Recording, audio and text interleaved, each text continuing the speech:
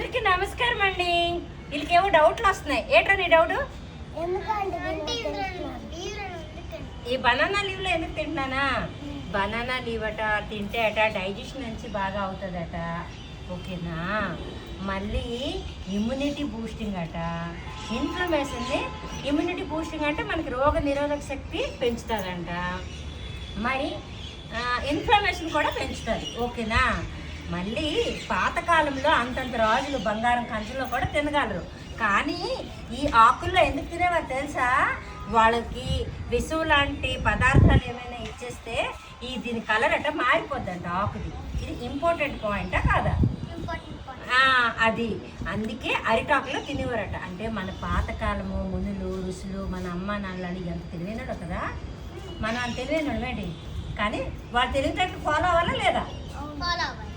అందుకే ఈ కార్తీక మాసం ఇలాంటి మంచి రోజుల్లోన ఈ ఆకుల్లో తినాలి అని ఒక పద్ధతి పెట్టారు. తప్పులుంటే మన్నించండి. ఇంతటితో సెలవు తీసుకుంటున్నాం.